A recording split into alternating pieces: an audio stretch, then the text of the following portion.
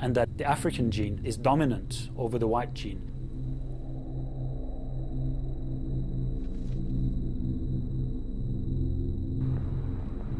Fischer's work in Rehoboth sealed his reputation as one of Germany's leading racial scientists. It also brought him recognition from a nation that was then experiencing the greatest influx of immigration the world had ever seen. In the first years of the 20th century, the ethnic makeup of America was being transformed as millions of immigrants poured into her great cities. Many of those who feared that mass immigration would lead to widespread racial mixing looked to the ideas of eugenics, an increasingly powerful science. Eugenics flourished, mutated, and went out of control when it got to the United States.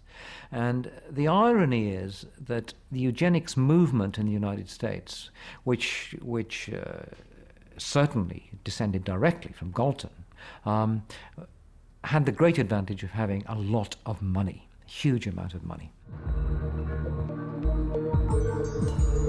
Some of that money was used to establish the Eugenics Records Office, ran by the infamous Charles Davenport.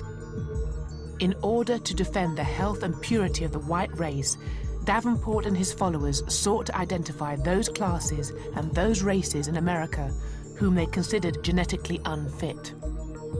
Identified and monitored, the scientists would then take control of their lives and their fertility. Once you were identified as a certain class, it meant what school you could go to, what cemetery you could be buried in, where you could live. It was a matter of life and death. Marriage laws were established in dozens of states around the United States, saying that people could not marry outside of their group. Blacks could not marry whites, Indians could not marry blacks. In Virginia, if you married the wrong person, meaning interracial marriage, they would unmarry you. They would invalidate your marriage. 27 states passed eugenics marriage laws, and the eugenicists spread their message using the new medium of cinema.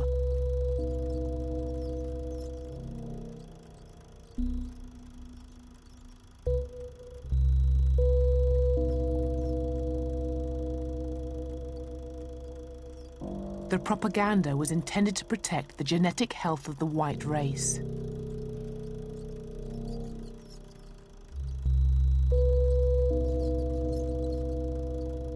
This would be achieved by eradicating those deemed unworthy through forced mass sterilization. They went about methodically tracking ancestry and targeting bloodlines for extinction. That's eugenics, the effort to create a white, master, blonde, blue-eyed master race by wiping out other bloodlines until they were left only with themselves and people who resembled themselves. And what's important here is that these people thought they were saving humanity. These people thought they were liberals. They were reformers. Eugenics was a worldwide movement. In Sweden, an official program forcibly sterilized 60,000 people, mental patients and members of the ethnic minorities. In Britain, the Eugenics Society received widespread support from across the political spectrum.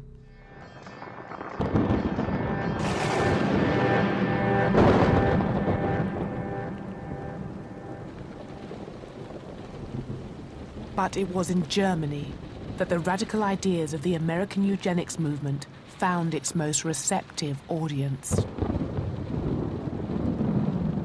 Anything connected to America would be seen to be modern, progressive, scientific, democratic, reasonable, so it must be good. America was the future, the force of the future.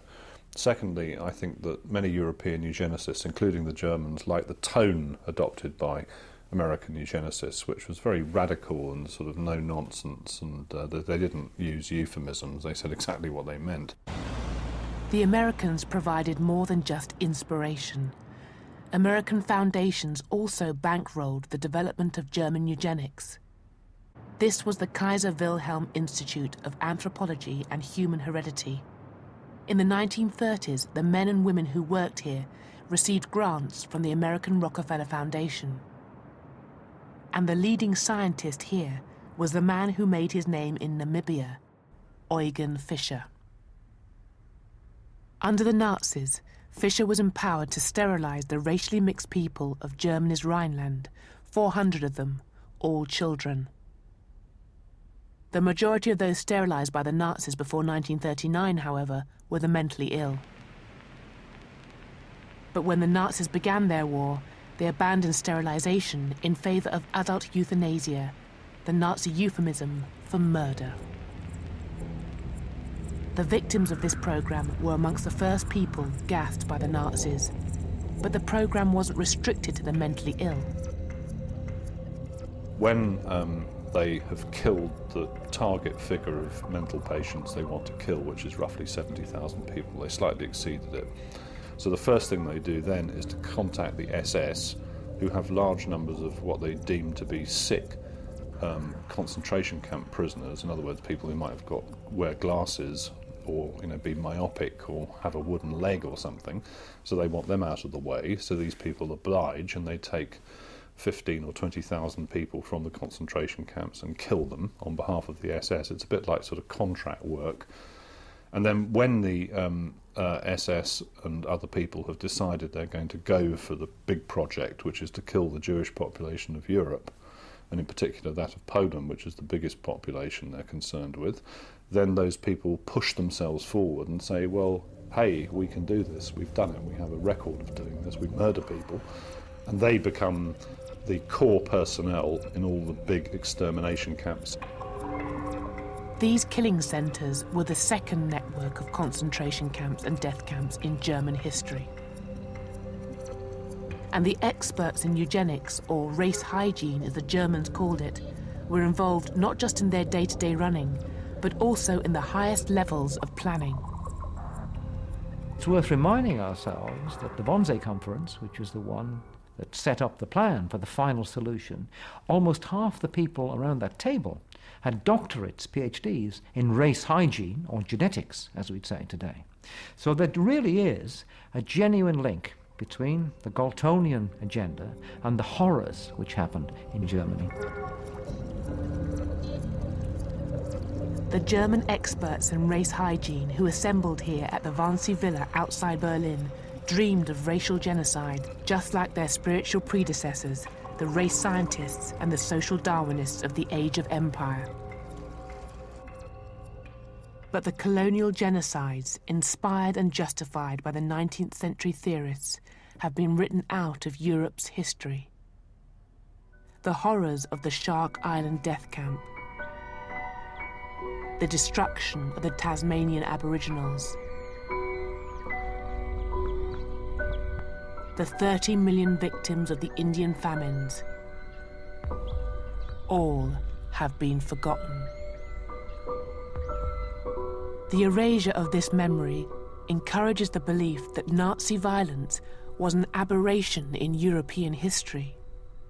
Though the Holocaust itself was motivated by the fanatical anti-Semitism of the Nazis, it can also be seen as part of a longer historical continuum, one that identifies it as a logical extension of scientific racism. But this history, like the bones in the Namibian deserts, refuses to remain buried forever.